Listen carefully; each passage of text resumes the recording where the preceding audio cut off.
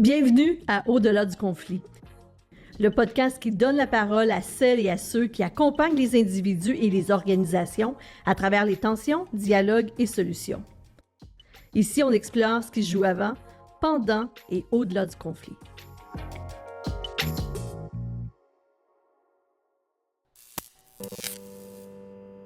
Bonjour et bienvenue pour notre 3e épisode d'Au-delà du conflit. Julie, je suis contente de te retrouver aujourd'hui. Moi aussi, Tania. Donc, aujourd'hui, on accueille ensemble Mélina Roy. Mélina, mon Dieu, tu es consultante en ressources humaines chez l'Évêque Roy Conseil, qui est ta firme, auteure et blogueuse pour ton blog Mon Ami RH, également fondatrice et gestionnaire de la communauté de pratique Mes collaborateurs RH. Voilà. Rien de moins. Rien de moins. Beau tour d'horizon. Hey, je suis contente d'être là aujourd'hui avec vous autres. Oui, merci pour l'invitation. Vraiment. C'est notre première fois, Mélina, qu'on se voit en personne. Oui, c'est notre première occasion. Puis dans la communauté, il y a combien de personnes? 7300 maintenant en date d'aujourd'hui. Professionnels, les ressources humaines, santé, sécurité. Ouais. Tout le monde. Tout le monde. Oui, on a le spectre au complet des professionnels RH qui collaborent, s'entraident, coopétitionnent entre eux pour créer de la valeur. Donc, depuis combien de temps tu as créé cette communauté-là déjà? Ça va faire 8 ans en septembre. Quand même, oui, c'est ça. Oui, en 2025. J'étais pas sûre de mon 7, donc j'ai bifurqué entre ça. On est tellement bon en maths, en ressources humaines. Hey, il y a vos préjugés là-dessus. Hein? 2017, oui. Ouais, ça quand sera même, un autre épisode. Un autre sujet. Donc, quand même 7 ans. Oui. Donc, bravo pour Merci. tout ça.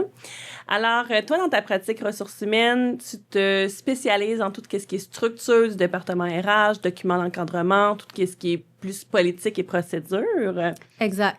Moi, je mise en fait sur la cohérence, sur la justice organisationnelle, sur l'amélioration finalement de l'environnement de travail.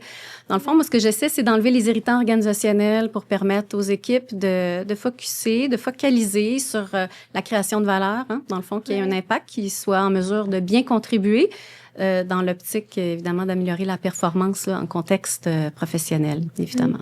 Je sais, quand je t'approchais, la première réaction, t'es comme, tu sais, pourquoi au-delà du conflit, elle m'approche-moi? Puis en même temps, quand je t'avais positionné justement mon sujet de tout ce qui est l'importance des documents d'encadrement, des politiques, des procédures pour éliminer justement des zones grises qui permettent d'améliorer finalement la dynamique relationnelle et de prévenir des conflits ou encore d'avoir certaines normes pour comment on va les gérer quand elles arrivent. Donc, c'est dans cette optique-là qu'on trouvait pertinent, en fait, chez moi, de t'avoir aujourd'hui. Assurément, je suis convaincue que tu en as long à dire sur le sujet. Bien sûr. Explique-nous les bienfaits, Mélina.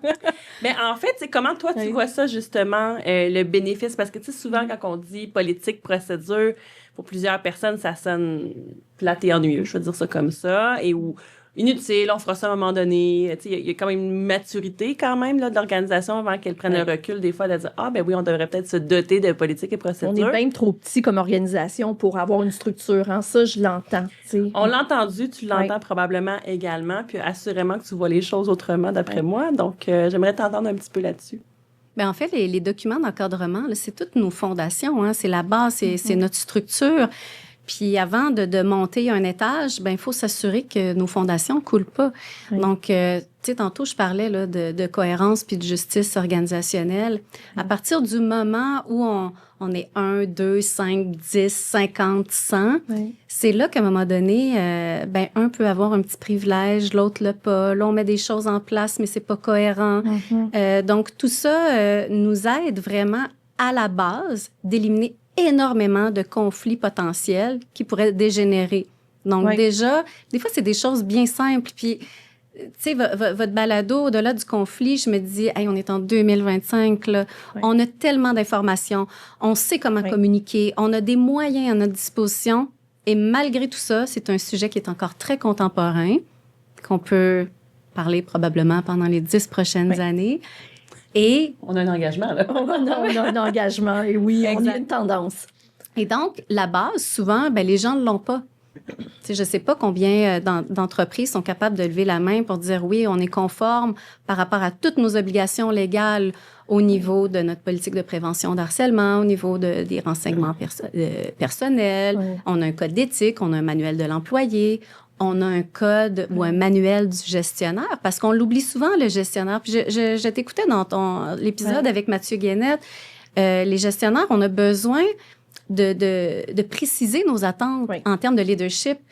On s'attend de quoi au niveau de leur autonomie décisionnelle? Qu'est-ce qu'on s'attend à ce qu'ils prennent comme action? C'est quoi leur posture de leader, de gestion qu'on souhaite qu'ils déploient au sein de notre organisation? Puis ça aussi, on l'oublie souvent. Le carré de sable aussi?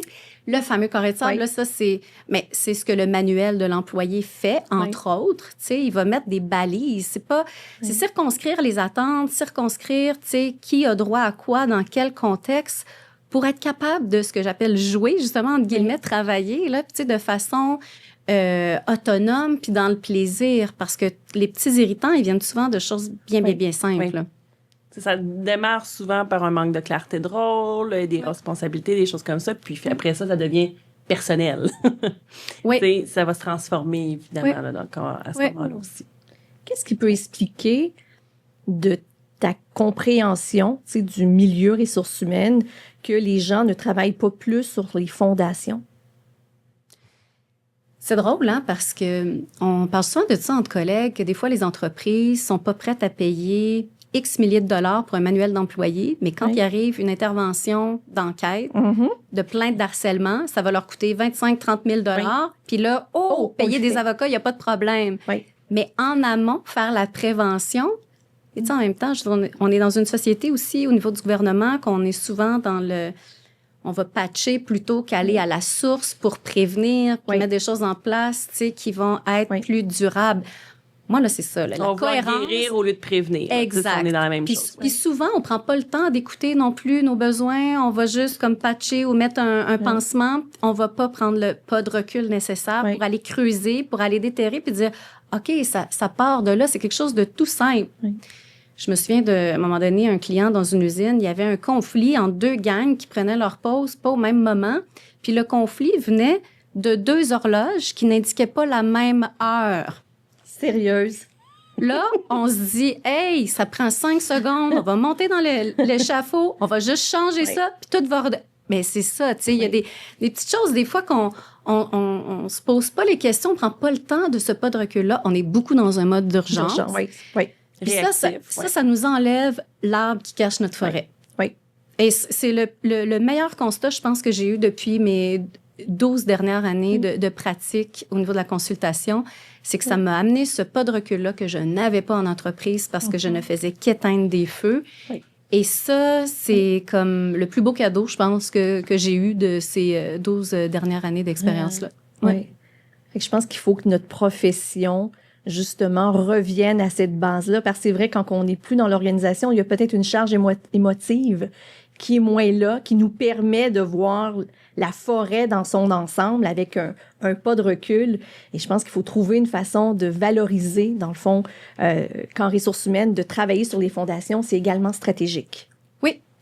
C'est plus que stratégique, c'est même un élément de gouvernance, parce qu'à partir du moment où notre fondation est très solide, on est capable après d'aller avancer encore plus loin.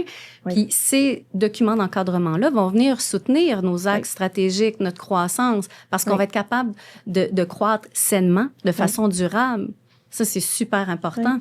De se poser les bonnes questions pour les créer aussi, ces documents d'encadrement-là, parce que, tu sais, chaque entreprise, c'est facile de dire, ben oui, on a besoin d'une politique, mais ChatGPT.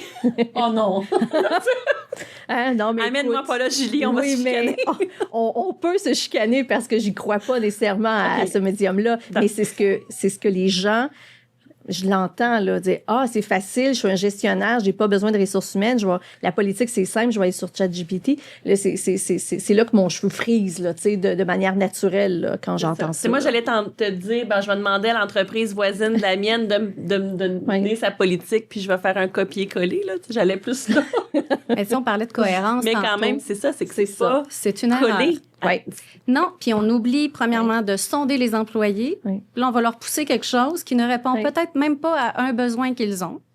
Après ça, on oublie de préciser justement nos attentes de gestionnaire par rapport à ces documents-là. On oublie l'aspect cohérence. On fait le copier-coller.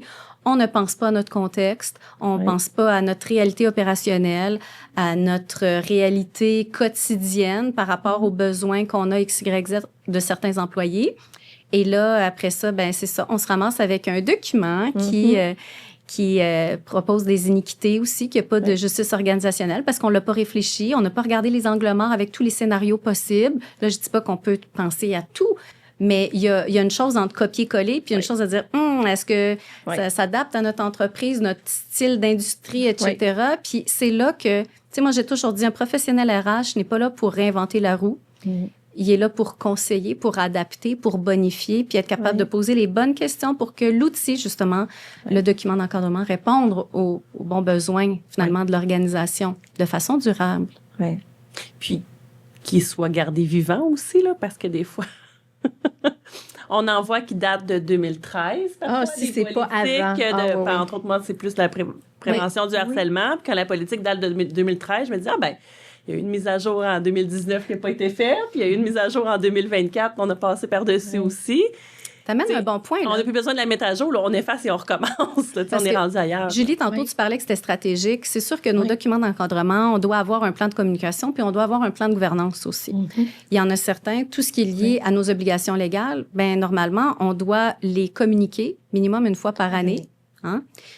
Donc, si on a dans notre plan de gouvernance, dans notre calendrier, que au mois de janvier de chaque année, on déploie le code d'éthique, le manuel, politique TI, cybersécurité, loi 25 et prévention du harcèlement, on va se mettre qu'en novembre, on va les mettre à jour. Exact. Puis là, on va pouvoir aussi répéter les messages clés, les comportements clés qui vont venir soutenir nos valeurs. Donc, quand on va voir un barbecue, on va rappeler notre politique drogue et alcool. On va rappeler notre politique prévention du harcèlement. Même chose au party de Noël. On va être capable de faire des liens avec les comportements clés qui sont privilégiés dans nos documents d'encadrement pour avoir une cohérence. Et effectivement, l'aspect stratégique, c'est d'avoir une gouvernance. Parce que quand on dépense 35 000 $ par année plus pour des plaintes, et où que ça nous coûte en invalidité, parce que les conflits, on le sait, ça coûte extrêmement cher en départ, souvent des joueurs clés, ceux qu'on aimait. C'est rarement les pommes...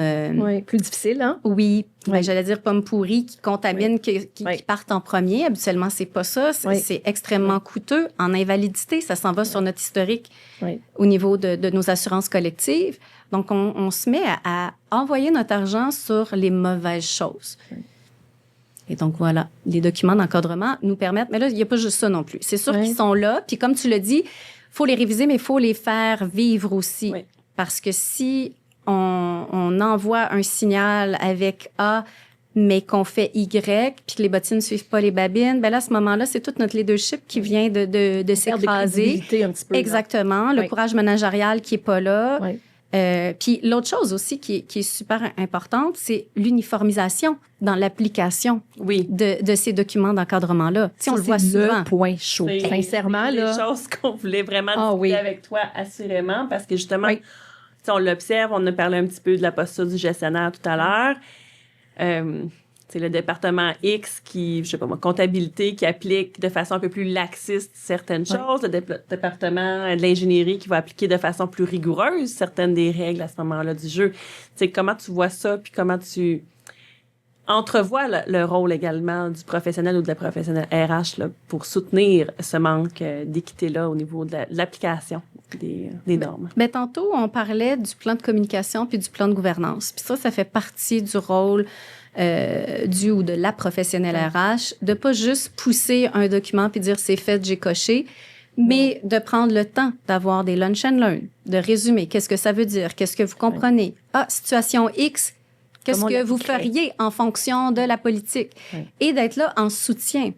Pas pour de dire aux gens, organisez-vous à cette heure, ça va, juste pour valider les réflexes des gestionnaires, de dire oui, ça va, moi, je vais t'accompagner, je vais t'aider, je vais élever ta posture en te soutenant avec des moyens, avec des trucs, du coaching, pour qu'on soit vraiment là en termes de valeur ajoutée. Que ça devienne un réflexe. Exactement. Puis ce que tu dis, Tania, ce que tu mentionnes est très vrai. D'un département à l'autre, on va pas utiliser une politique de la même façon, on va pas l'appliquer. Puis on l'avait vu avant avant la pandémie, pardon, dans le temps du télétravail. Les équipes marketing faisaient beaucoup plus de télétravail. Puis les équipes de comptabilité, c'était non, on doit rester là. Puis on l'a vu qu'avec la pandémie, le modèle, c'était pas vrai. Tout le monde pouvait, mais il y a des points de contrôle à mettre de plus. Tu sais, des portes fermées, barrées, des classeurs à clé, etc. Tu sais, puis bon, peut-être une vigie supérieure au niveau des TI pour justement s'assurer de la sécurité des données. Oui. Mais tout ça, dans le fond, tu sais, j'ai même vu gérer des cas similaires, mais pas de façon uniforme. Tu sais, on est là aussi dans notre application. Puis, outre ça, on va mettre des fois des belles politiques, procédures, des mesures en place, par exemple, conciliation famille-travail. Oui. Mais on a une culture qui ne vient pas soutenir ces mesures-là. Donc, on a une culture de facturation, on a une culture de présentéisme. Oui. Et donc, quand Julie veut se prévaloir d'une mesure, ben là, Tania et moi, on la regarde avec des gros yeux parce que pourquoi qu'elle s'en va? Exactement. Elle lâche l'équipe, là. Hein? Ben, c'est ça. Fait que qu'est-ce qui arrive dans ce temps-là? Ben, les gens n'utilisent pas ces mesures-là en place. Fait que c'est des coups d'épée dans l'eau qui servent à rien parce que, dans le fond, on n'a pas fait d'adéquation. Tu sais, je revenais tantôt, là. Descendons, rattachons finalement nos documents d'encadrement avec les axes stratégiques, avec les valeurs, avec les comportements clés qu'on veut pour assurer une cohérence. Fait qu'on est mieux d'en faire moins, mais de bien les faire, que de tout faire, puis s'épivarder partout, parce que là, c'est la tendance. Puis moi, les tendances éphémères, je ne crois pas à ça. Quelle est la tendance éphémère du jour? Il y en a plein. Il y en a très. Ce sera le sujet du prochain balado. C'est ça. Donc voilà, fait que dans le fond, dans le plan de gouvernance puis le plan de communication, c'est de se dire, d'avoir des points de contrôle. Puis c'est sûr que quand il y en a un qui l'échappe, ben on n'attend pas qu'il y en ait 3 qui l'échappent avant de réagir. Puis souvent, c'est peut-être plus juste une personne que d'autres. Il y en a qui ont peut-être besoin de plus de coaching, plus de soutien. Puis à ce moment-là, on est capable de bien naviguer là-dedans. Mais effectivement, pousser des documents pour pousser des documents, ça sert à rien. Puis les gestionnaires veulent pas ça. Eux aussi, ils veulent être plus outillés. Tu le mentionnais dans l'autre épisode. Ah oui. Tu sais, c'est un besoin. C'est un besoin. Puis tu l'as nommé, on parle beaucoup du guide de l'employé. Je t'entends parler du guide du gestionnaire. J'aimerais ça que tu nous en parles un peu plus parce que moi, ça me parle énormément. Mais ça, c'est fabuleux. Le guide du gestionnaire, là, c'est émergent, on peut-tu dire ça? C'est une bonne pratique. C'est une bonne pratique dont on n'entendait pas tant que ça parler. Et pourtant, probablement que toi aussi, dans ta pratique, critique. Tu l'entends. Tu sais, moi, quand j'entends... le plus de contacts que j'ai avec les gestionnaires, souvent, c'est parce qu'ils ont été mis en cause dans une plainte de harcèlement. Là, on est dans une autre posture. Mais néanmoins, souvent, c'est le partage que j'ai. J'ai fait ça comme ça. J'ai avisé que j'allais faire cette intervention-là. La personne, elle a réagi comme ça, etc. Puis en même temps, on est un peu laissé à nous-mêmes. Entre les lignes, je pensais que c'était correct. Je ne sais pas ce qui est attendu. Puis là, ils se remettent en question, il ou elle, vont se remettre en question par rapport à l'intervention, etc. Parce qu'évidemment, on est arrivé à se rencontrer. C'est pas parce que c'est bien passé que là. Il y a quelque chose. Il y a quelque chose. Où il y a une interprétation, une perception, où il y a quelque chose qui s'est effectivement passé. Et ils n'ont rien avec quoi se rattacher pour se valider dans l'intervention. Donc, je me dis, Colin, c'est une belle pratique qui gagnerait à faire partie des recommandations de gestion, justement, à la suite des processus d'enquête, etc. Puis je pense que c'est juste toi que j'entends parler du guide du gestionnaire ou de la gestionnaire. Mais moi, je vais juste prendre un pas de recul avant du guide du gestionnaire parce qu'il y a beaucoup de choses dans ce que tu as nommé. C'est sûr que, tu sais, il y a l'accompagnement. Souvent, les gestionnaires sont promus pour leurs compétences, leur expertise technique, oui. Et on oublie on pourrait dire le parcours gestionnaire 101, tu sais, juste la base. Parce qu'on veut pas qu'ils deviennent des spécialistes en ressources humaines, mais on veut qu'ils aient les réflexes. Puis on veut qu'ils sachent que, quand il arrive ça, il y a un drapeau jaune, ils savent où aller, tu sais, qui appeler ou consulter. Bref. Fait que c'est sûr qu'il y a toute la notion de formation de base, mais il y a la formation interne aussi, toute la posture interne, tu sais, qu'on a des fois dans le multi-coaching où est-ce qu'il y a des blocages qui viennent d'avant, il y a des croyances limitantes, il y a des styles de communication. Tu sais, pourquoi un gestionnaire a de la misère à déléguer plus qu'un autre? Pourquoi il y a un bris de confiance? Mais il y a du coaching individuel aussi qui aurait intérêt à être offert à plusieurs gestionnaires. Maintenant, le guide du gestionnaire, pour vous donner une idée, le manuel de l'employé, pour moi, c'est vraiment l'offre employeur avec les conditions de travail. Je vais vous donner un exemple très, très simple. Par exemple, la loi dit 2 journées de congé, maladie ou obligation familiale. Dans le manuel de l'employé, c'est bien circonscrit, c'est ça. Dans le guide du gestionnaire, on pourrait octroyer une autonomie décisionnelle supplémentaire sans que le ou la gestionnaire monte l'escalier, toc, toc, toc, au président ou au RH, puis dire « Voici telle situation, je peux dessus ». Fait que dans le fond, on décide de l'extra, de l'autonomie d'extra. Fait que c'est comme si on ouvrait un peu le carré de sable pour dire, nous, on souhaite qu'ils naviguent encore plus là-dessus, on leur donne ça d'extra. Et donc, Dans une situation X, par exemple, il y aurait une employée qui aurait une fausse couche. Puis là, ben, on dirait que dans le guide gestionnaire, que le gestionnaire pourrait, selon les critères A, B et C, octroyer de 5 à 10 journées supplémentaires payées par l'entreprise dans des cas. Puis là, on peut quand même pister les cas parce qu'on veut pas non plus déborder. Et donc là, à ce moment-là, il pourrait y avoir une procédure où est-ce que l'on dit, ben dans ces cas-là, tu envoies un courriel à la personne, à la direction des ressources humaines, c'est la comptabilité. Dans l'objet, tu mets le nom de l'employé, le nombre de journées congés payées, etc. Puis bon, tu sais, on documente de cette façon-là. Mais là, à ce moment-là, le gestionnaire, ben il a pu octroyer, je sais pas, 5 journées plus payées pour son employé qui est là toujours à l'heure, qui livre toujours à temps, qui partage les valeurs de l'organisation, qui, tu sais, c'est une façon aussi de reconnaître, mais dans un environnement, une situation qui est pas nécessairement joyeuse et extraordinaire. Être extraordinaire dans le sens où ça arrive pas souvent. Mais on n'est pas au party de Noël pour dire bravo, tu sais, je te donne 5 journées de plus. On n'est pas dans ce contexte-là. Mais fait que dans le fond, ça encadre, ça dirige finalement de façon plus concrète le gestionnaire dans finalement son application quotidienne de certaines règles. OK, intéressant. Vraiment. Mais oui, on l'entend peu. Puis, tu sais, je le vois, moi, quand que je fais du coaching exécutif, tu le mentionnais, il y a des fois où est-ce qu'on a donné des promotions à des gens extraordinaires, c'est experts, techniques, et qui ont l'impression que la façon naturelle de progresser dans une organisation, c'est d'arriver à un rôle de gestion.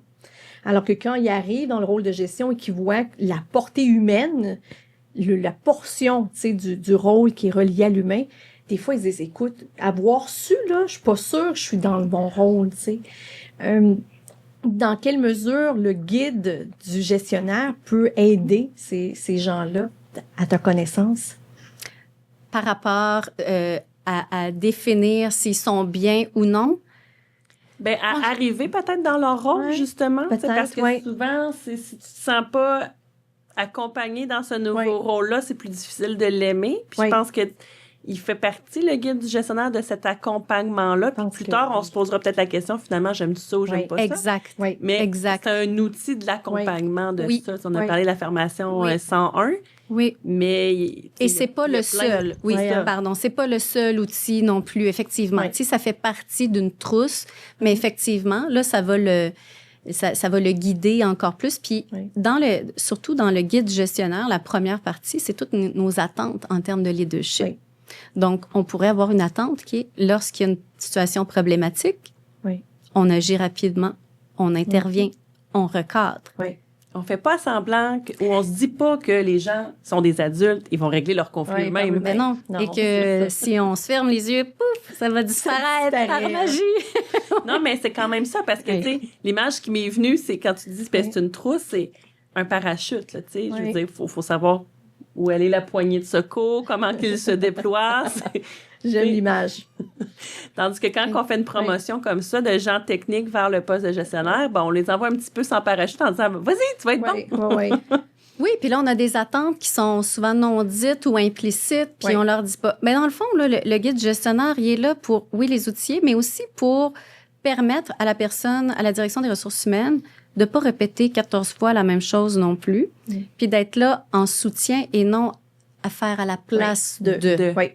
Combien, moi, j'ai eu des fois des gens qui avaient des super postes de direction, puis que quand ça arrivait pour le recadrage, pour la gestion de la performance, ça, c'est non, moi, je m'en occupe pas. Non. T'as le titre, t'as le salaire. Je vais te montrer. Il y a quand même une certaine chicane interne dans plusieurs organisations de c'est à qui revient de faire du recadrage, la gestion de comportement, de conflits, etc., entre le gestionnaire ou entre la professionnelle des RH ou vice-versa. Tu sais, moi, c'est quelque chose que j'entends. Ah, mais c'est pas à moi, c'est les RH qui vont gérer ça. Tu sais, alors que, bon, dans la réalité, on voudrait que ce soit l'inverse, là, justement, là, que ce soit les RH qui guident le gestionnaire ou la gestionnaire à savoir comment le faire, puis, tu sais, à l'apprendre, parce qu'évidemment, on peut improviser, mais on peut aussi apprendre à faire les choses. Là. Ça dépend des industries. Ça dépend des cultures également. Aussi. Ça dépend effectivement plein de facteurs. C'est un outil qui permet justement de clarifier Oui, puis souvent, ces organisations-là ont une culture où le gestionnaire va être le premier point de contact. On va référer l'employé soit à son manuel de l'employé, puis s'il ne sait pas, on va dire « va parler à ton gestionnaire ». Parce que dans le manuel de l'employé, on peut donner toute l'autonomie à un employé puis dire, ben pour plus d'informations, référez-vous à la politique en vigueur. Puis là, on met le lien de la politique. Sinon, on pourrait dire, pour plus d'informations, veuillez vous référer à votre gestionnaire. Là, on donne l'autonomie au gestionnaire. Mais moi, j'ai des clients aussi que, parce que l'usine est pas sur le même étage puis qu'ils veulent avoir un lien encore avec le plancher, ben c'est référez-vous à la direction des ressources humaines. Puis c'est pas pour avoir une autorité supplémentaire, c'est pour garder le lien puis le contact parce qu'ils sont pas nécessairement sur le plancher des vaches. Oui. Puis c'est encore assez petit pour être bien géré. Mais ça veut pas dire... Oui, exactement. Puis, tu sais, dans le fond, ces documents d'encadrement-là sont souvent aussi pour éviter les modes perroquets. Tu sais, combien de fois qu'on peut répéter la même chose. À partir du moment où on le répète plus que certaines fois, là, on peut le capturer puis l'écrire, le rédiger. On n'est pas obligé que ce soit tout le temps nécessairement des politiques à grand déploiement. Ça peut être des politiques internes aussi, dont les gestionnaires ont seulement les accès, mais pas les employés. Mais bref, c'est ça. Voyons ça comme des outils supplémentaires pour augmenter l'autonomie décisionnelle de nos gestionnaires. Tu parlais justement, mon Dieu, désolé, que les documents d'encadrement peuvent justement aider à réduire les conflits dans une organisation. Tu sais, dans ta pratique, dans quelle mesure tu as pu constater que lorsqu'il y avait de l'encadrement, les conflits étaient beaucoup plus faciles à gérer ou réduisaient?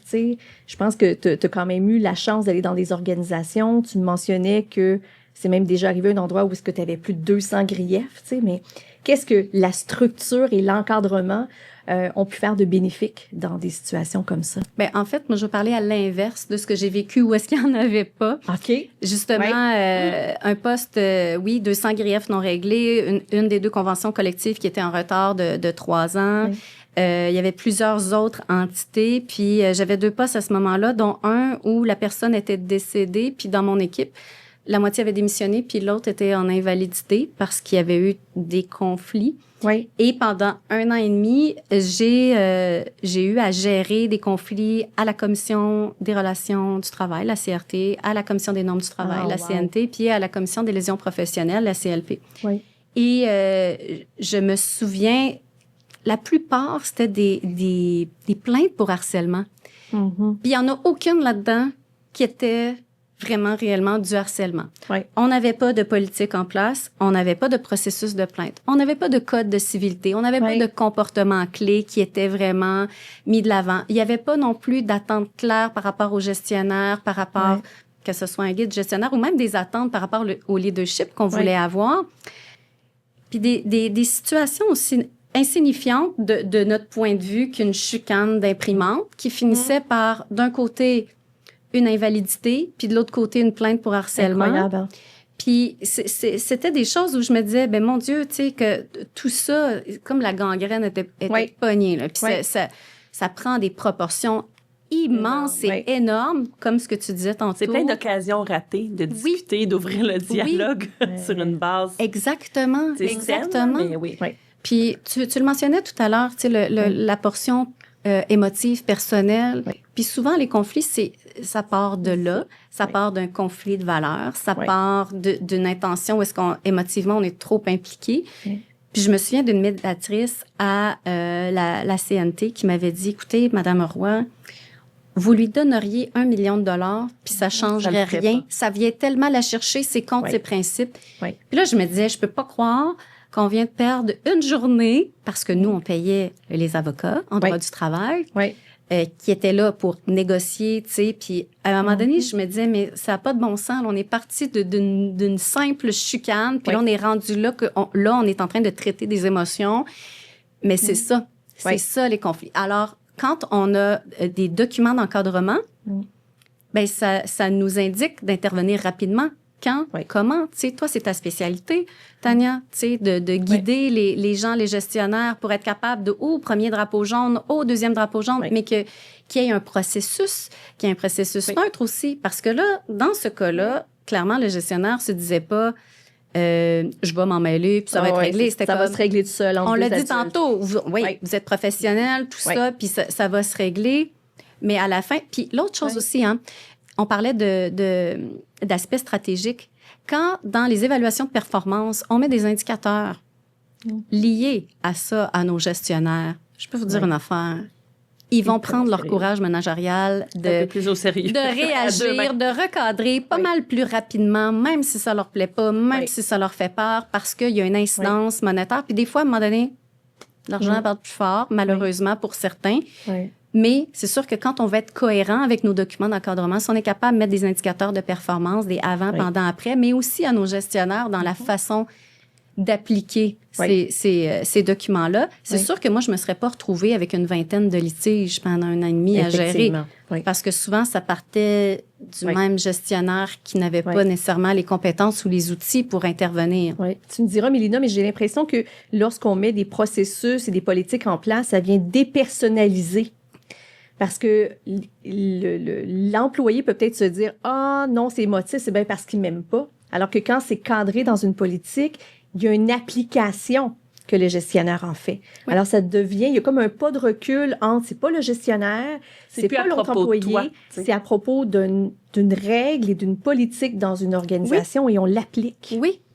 Pour avoir un environnement sain, un environnement sécuritaire, un environnement agréable, qui soit motivant, qui soit, tu sais, qui nous permette de se lever le matin et de dire, j'ai hâte d'aller travailler. Oui.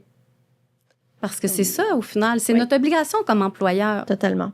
Fait que dans le fond, l'employé, lui, il veut avoir, ou elle veut avoir du plaisir à travailler, puis pouvoir avoir de l'impact, contribuer positivement. Il y a personne qui veut se lever, aller faire une job plate puis revenir à la maison après. Il y a personne qui veut ça. Non, ou encore, tu sais, faire une demande puis pas trop savoir sur quel pied danser, de dire, ben, elle va-tu être acceptée, elle va-tu pas être acceptée parce que mon collègue X, ça a été refusé, ma collègue Y, ça a été accepté, puis d'être dans cette espèce de flou-là aussi, là, tu sais, c'est insécurisant pour les gens, là. Tu sais, tantôt, tu parlais aussi de processus, tu sais, des fois, de dire, ben, est-ce que c'est le gestionnaire qui doit intervenir en premier? Est-ce que sinon, on peut aller voir la direction des ressources humaines? Puis sinon, à quel moment on peut avoir une personne neutre? Oui. Parce que ça aussi, là, tu sais, des fois, là, on va l'appeler, mettons, Ginette. Ginette a tout le temps des problèmes avec son compte bancaire, elle est tout le temps en train de chialer, elle est tout le temps en train de critiquer, c'est tout le temps elle qui part les potins. Puis là, soudainement, elle fait une plainte d'harcèlement. Mais là, tu sais, nous, on fait comme, ah, ben c'est normal, si Ginette en voulant dire, c'est ça. C'était écrit dans le ciel. Là, exact. Ça s'en venait. Mais ces gens-là ont le droit d'avoir une personne neutre qui va pouvoir vraiment s'épancher sur la situation. Oui. Mais quand c'est pas écrit, ça, puis là, après ça, il y a une injustice, il y a une iniquité, puis après ça, ben... Des questionnements. Exactement. Puis là, ben il y a des « Ah, on sait bien, préfère une telle, préfère l'autre telle, il a pas agi pareil. » Bon, mais c'est sûr que ça, l'uniformisation est vraiment importante, mais ça prend un courage managérial, puis ça prend une posture aussi solide. Oui. Fait que ce que j'entends, c'est que tout ce qui est processus, ben ça vient cadrer, les fondations, et deux, ben ça devient un cadre qui est aussi rassurant. Oui. Autant pour l'employé, autant pour la ressource humaine ou le ressource humaine, autant pour le gestionnaire. Mais oui, parce que l'employé, quand il y a un espace sécuritaire pour s'exprimer, pour dire quelque chose qui va pas, puis qu'il y a une séquence, puis qu'il sait que... Qu'il y a de l'écoute aussi, là, quand c'est nommé. C'est pas juste de le nommer, mais de savoir que c'est reçu, puis pas juste « oui, là. » Mais là, c'est sûr, on n'enlèvera pas tous les billets non plus demain matin. Ça, on est conscient de ça. Mais c'est sûr qu'à partir du moment où il y a ça, ben le terreau fertile à la toxicité, il diminue, là, prend moins d'espace. Puis à un moment donné, ben les personnes toxiques, ils peuvent pas rester longtemps dans un contexte organisationnel comme ça. Parce qu'ils vont être recadrés rapidement. Et éjectés par le groupe, des fois. Hein? Oui. Exactement. Ben, ils vont s'éjecter eux-mêmes parce que là, ils n'auront pas de mainmise. Ils pourront pas, justement, manipuler ou tisser des liens. Oui, la game, elle fonctionne pas dans ce milieu-là. Exact. Donc, souvent... Quand même, on a des belles choses. Ah oui, vraiment. Ben, je trouve ça pertinent parce que, tu sais, dans ma pratique, tu sais, j'ai toujours voulu emmener le rôle RH à un niveau stratégique. Tu sais, ça a toujours été mon cheval de bataille de faire en sorte que dans un comité de direction, tu sais, c'était évident qu'il y avait une valeur ajoutée au niveau des ressources humaines. Alors, le retour sur investissement, les indicateurs clés de performance, mais je pense que ce que tu emmènes là, Mélina, moi, c'est un beau point de retour en me disant, effectivement, ma base, mes politiques, mes procédures qui sont mis dans une gouvernance, ça devient stratégique. Mais c'est un enjeu qui est encore très présent, tu sais, Ben, je pense que oui. De cesser de voir la posture RH comme une personne administrative qui gère les in, les out, les arrivées, les départs, les invalidités, puis le party de Noël. Là. Oui. Des fois, il y a quand même encore une perception un peu trop comme ça, malheureusement, pour amener le fait que oui, c'est pas juste quelqu'un qui a rédigé une politique, c'est quelqu'un qui a réfléchi avant la rédaction. Oui. Tu sais, il y a Oui. l'en-dessous de l'iceberg, finalement. Oui, oui. Il y a un step de plus. Exactement. Il y a un step de plus, puis d'amener cette reconnaissance-là aussi de la posture RH plus leadership, plus stratégique, coopérationnelle, finalement, également pour les pairs autour de la table du comité de direction. Oui. Oui. Fait que, tu sais, la gouvernance devient... devient clé, je pense. Un moyen aussi là, de changer peut-être un petit peu plus le discours. Oui. Puis on peut l'attacher aux normes, à d'autres normes aussi qui demandent justement une séquence, puis une validation des procédures ou des politiques à un certain moment donné, là, des normes de qualité, là, par exemple. Et là, on est capable à ce moment-là de se coller à notre collègue qualité en disant, attends un peu, nous autres ici, là, avec nos formations, nos politiques, nos procédures, on est dans cette dynamique-là, tu sais, de structure stratégique pour l'organisation. Clairement. Parce que les B Corp, il y a plusieurs ISO qui demandent d'avoir un code d'éthique, entre autres. Donc, mais c'est sûr qu'après ça, il faut que tu sois légalement conforme aussi à toutes tes obligations. Oui. Si tu avais à have a dream, tu sais, Mélina, tu sais, en termes un petit rêve RH, naïf ou pas, là. Hein, tu sais, un rêve au niveau de notre communauté RH en lien avec, tu sais, l'expertise que tu prônes et qui est réellement pertinente, ce serait quoi? C'est une bonne question. En lien avec les documents d'encadrement, ben c'est pas de les voir comme une autre affaire à faire ou peut-être une charge de plus, mais de les voir comme un outil positif qui va justement nous aider à peut-être avoir moins d'irritants, comme on parlait tout à l'heure, les irritants organisationnels, qui vont nous permettre de focaliser sur ce qu'on peut amener comme valeur ajoutée et non perdre la moitié de notre temps à gérer des conflits, clairement. Oui. Mais j'aimerais ça que dans nos organisations, on soit moins en mode urgence, qu'on prenne plus de pas de recul, qu'on s'écoute plus. Pas tomber dans l'autre extrême non plus, évidemment. Mais, qu'on prenne plus de temps, qu'on ne surcharge pas nos horaires, puis qu'on puisse laisser venir des initiatives, des idées qui soient plus justement dans le flow et non dans l'urgence, le stress. Puis j'ai pas l'impression que c'est tout le temps des bonnes décisions qui sont prises à ce moment-là. Ah oui. Je seconde à Have a Dream. J'ai le même dream. C'est bon. Mais je sais pas si t'aimes mon image, mais moi, j'ai déjà soulevé, en fait, l'image de la planification des repas. Tu sais, souvent, les gens vont dire, tu sais, planifie d'avance qu'est-ce que je vais manger jeudi et tout ça. Mais ça me semble que c'est plate. Mais pour moi, ces documents-là, c'est la même chose. Tu sais, si tu planifies ta semaine de repas, il y a des chances que tu mangeras pas juste des pâtes. Tu vas manger plus varié, tu vas avoir plus de plaisir, ça va être plus goûteux, tu vas avoir mieux équilibré, tu sais, différentes saveurs, différents styles. Ouais. Puis, c'est clair pour tout le monde aussi. T'arrêtes de répéter qu'est-ce qu'on mange pour souper. Moi, j'ai 3 enfants, là, fait que... C'est un petit mari qui le demande aussi, tu sais. C'est écrit sa feuille. Et tu pourrais mettre une journée qui est freestyle, que là, tout le monde décide. Puis effectivement, en souplesse, espace, ben oui. Mais, tu sais, ça a de l'air plate après ma barre. Puis de l'autre côté, tu sais, les gens qui l'essayent, c'est vrai que je mange mieux, je mange plus varié, c'est plus gourmet parce que tu as eu le temps d'y réfléchir. Quand tu y réfléchis pas, tu sors les croquettes, puis... Fais du riz avec une coupe de brocoli, c'est réglé, tu sais. Ça devient un moment pas le fun. Ben, c'est pas aussi le fun, tu sais. Fait que tu perds en qualité, finalement, de nourriture, mais là, en qualité relationnelle, parce que, justement, t'as une clarté, puis il y a des règles du jeu, puis en même temps, il y a de l'espace. Tu sais, on se laisse l'espace, là, faut pas... Non, faut être un petit peu moins rigide. Oui, quand même. Mais moi, je trouvais que, en tout cas, bref, je l'ai souvent comparé à la planif de repas. Mais bon, je suis une vendue de la planif de repas, fait que... Et des documents d'encadrement. Ah bon, c'est bon, c'est bon. Il y a une suite logique à tout ça. Écoute, on a un petit jeu qu'on joue avec nos invités. Ah, ça, j'aime ça. Oui. Ben oui. Eh oui, je suis une fan finie des jeux. Écoute, donc, tu vas l'aimer. Un petit jeu de conversation. Évidemment, on t'invite à poser puis j'ai une question. Nous la lire et évidemment y répondre pour qu'on te connaisse un peu mieux. Table ronde. Quelle était ta matière préférée à l'école? Ah oui? Et ça pourrait être simple. J'aurais tendance à dire art plastique, mais moi, j'étais une bonne élève. Fait que j'étais bonne en français, en anglais. T'aimais tout. Mais ouais, j'aimais l'école beaucoup, moi. Vraiment. J'aime ça. Mais les arts plastiques particulièrement. Parce Ah que, ouais, moi, j'avais gagné la bourse arts plastiques études au secondaire. Puis je faisais Wow. du théâtre comme toi, on en parlait tantôt. Oui, je suis théâtre. Oui, improvisation. ben d'ailleurs, Ouais. dans mon blog, tu sais, ça a comme rejoint beaucoup de choses parce que je faisais des petits dessins que je voulais être comme si j'avais fait un dessin sur une serviette de table. Ah oui. Puis c'est pour ça que c'était noir et blanc. Puis, fait que ça s'est retourné. Oui, Dans parce tes que même visuels que tu utilises oui, quand même. Là, c'est ça. Ben ça, c'est ma sœur. Ma sœur, c'est la graphiste du groupe puis qui m'a fait mon image, mes images pour l'évêque Roy, mon ami RH, puis tout ça. On a des talents similaires, mais oui, je pense que, tu sais, la portion artistique, puis écrire, dessiner, tout ça, ouais. Je pense que l'art plastique, c'était vraiment mon préféré. Oh, c'est le fun. C'était tellement un plaisir de t'avoir comme invitée, Mélina.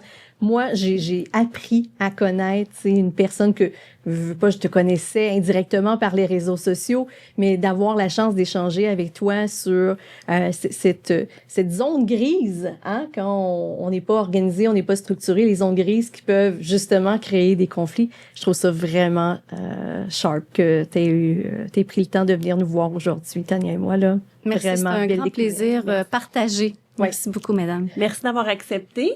Puis nous, en fait, tant qu'à être dans les remerciements, on tient à remercier également l'équipe de Cooptel et TVME qui nous accueillent dans leurs locaux et qui font en sorte que tout ceci est possible. Oui, ils sont avec nous dans notre folie. Également, au niveau des prêts des micros, c'est Eventswork. Exact. Et on a nos petits jeux avec lesquels on joue avec nos invités de la compagnie Meilleure. Québécoise en plus. Ouais. Ouais, il y a un petit code promo si vous avez de l'intérêt. C'est Julie 15. Vous allez sur leur site Internet, là, un petit 15% de promotion sur leur carte. Merci. Merci. Merci.